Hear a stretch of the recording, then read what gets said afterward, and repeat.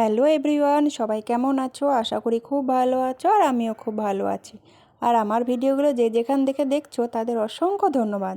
আর এই ছোট্ট ভিডিওগুলো যদি তোমাদের ভালো লাগে চ্যানেলটা সাবস্ক্রাইব করে পাশে থেকো। আর আজকের ব্লগটা অনেক সকাল থেকেই শুরু করলাম। তো দেখো সকালে যেই কাজগুলো থাকে দৌড়ে একটু জল দিয়ে এসে বাসনগুলো বাইরে বার করে দিয়েছি। আর এদিকে দেখো আমি বোতলগুলোতে জল ভরে নিচ্ছি তাড়াতাড়ি করে।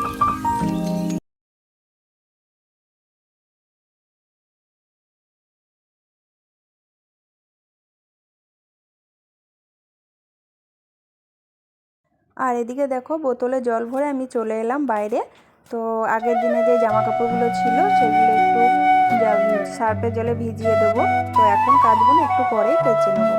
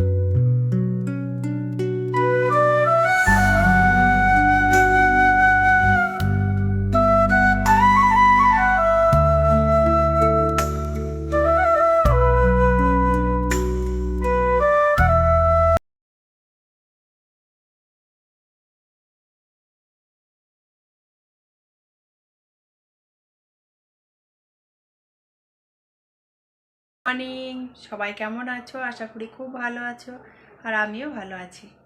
তো সকালে উঠলাম, উঠে সংসারের মোটামুটি টুকটাক যেগুলো হয় আর কি একটু কাজ করলাম। আর যেগুলো আছে একটু রোদ উঠুক তারপরেই করব। বাইরে ঠান্ডাতে হাতগুলো পুরো জমে গেছে, এগুলো না পুরো জমে গেছে, এত ঠান্ডা। তো এখন একটু চা খাবো, তারপরে যে কাজগুলো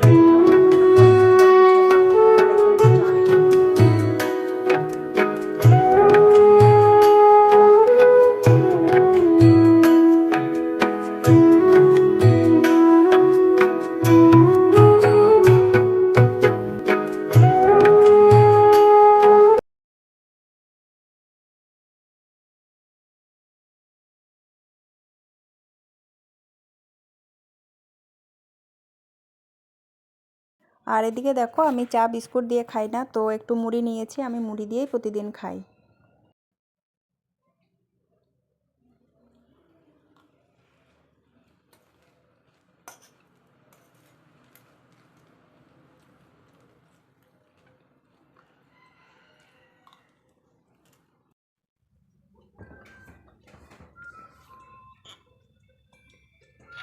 তুই ফোন দেখছিস? হেই, তুই ফোন দেখছিস লুকিয়ে লুকিয়ে?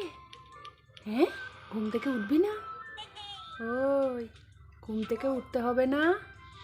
কি রে, তুই ফোন দেখছিস?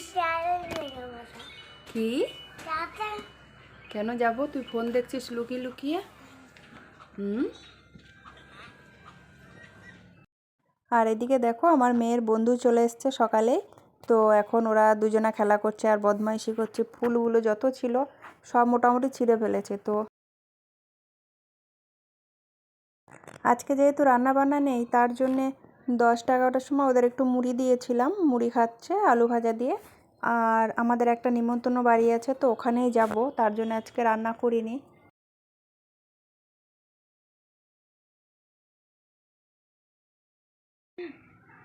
তুই কোথায় যাবি আজকে? আমি যাব ভোজ খেতে। একটা শ্রাদ্ধ বাড়ি আছে, তো তার জন্য আমরা রেডি হয়ে গেছি, আমি মেয়ে ছেলে সবাই যাব একসঙ্গে। তো এই যে আমরা সবাই রেডি। হ্যালো বন্ধুরা, আমি এখন ভোজ খেতে যাচ্ছি। সকালে আমি ভোজ খাইনি তো, তাই আমি এখন ভোজ খেতে যাচ্ছি। ভোজ খেতে ইচ্ছা করছিল, তাই আমি ভোজ খেতে যাচ্ছি। এখন আমি ভোজ খেতে যাব।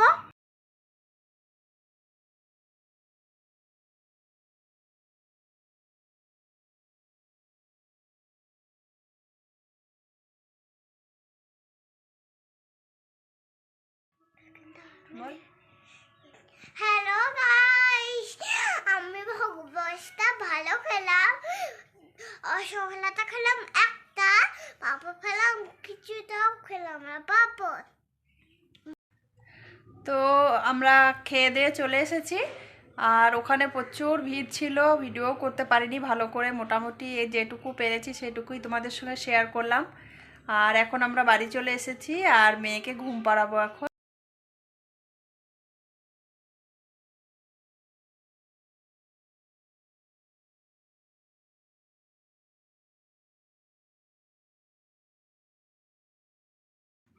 আর দুদিন পরে পৌষ সংক্রান্তি, তো এখন থেকে চাল গুঁড়ো করে রাখছি, কারণ পৌষ সংক্রান্তির দিনে অনেক কাজ থাকে, তো আগের দিনই আমি চালগুলো গুঁড়ো করছি।